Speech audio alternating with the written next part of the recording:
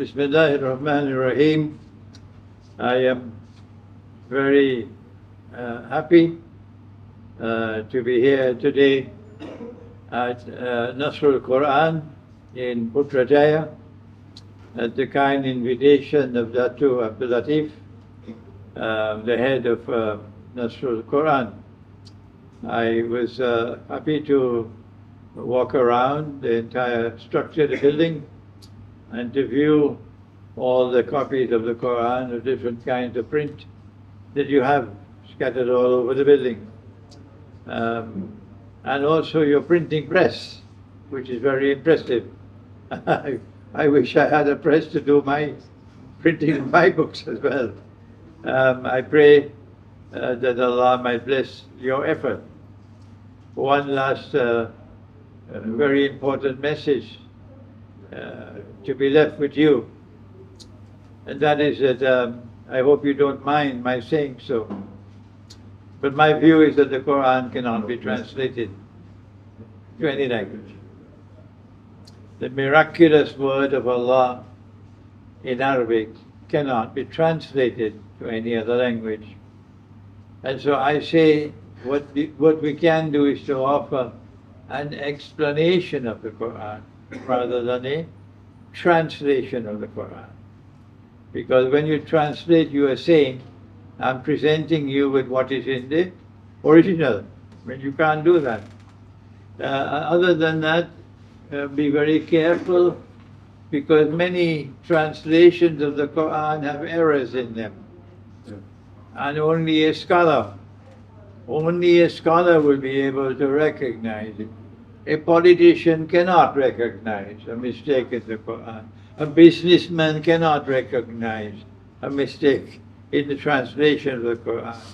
A medical doctor cannot do it. It will be someone who is trained with knowledge of the Quran. And there's a way to study the Quran. And I have found that in the translation you have many, many errors. My last comment is that if Nasrul Quran can now accept the ajza of the Quran that I have presented today, that the first juz of the Quran does not end at 141 of Al-Baqarah, that is wrong. That is false. And Allah has said that He's going to question you on Judgment Day for what you have done. Rather, the first juz of the Quran, if you're publishing the Quran in 30 ajza, the first juz will be Al-Fatiha and the whole of Al-Baqarah. And the second juz will be Al-Fatiha and the whole of Ali Imran.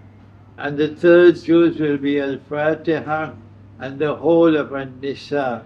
The fourth juz will be Al-Fatiha and the whole of Al-Ma'idah.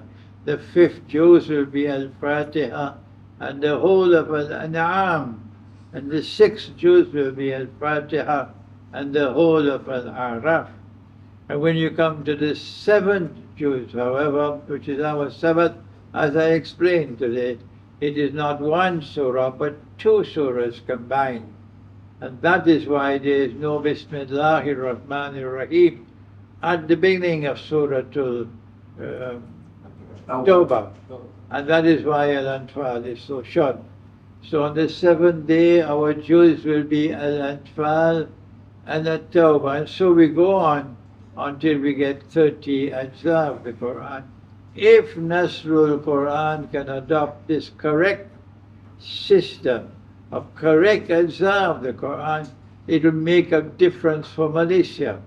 And when Malaysia is doing it correctly, then Malaysia will teach the rest of the world of Islam, and we'll get away from this error, this mistake that we are living with, that you could recite up to verse 141 in Al-Baqarah and you finish the first juz.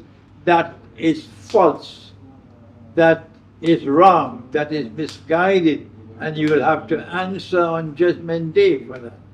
We'll get away from this wrong way that the second juz begins at 141 and goes to 252 and all of this.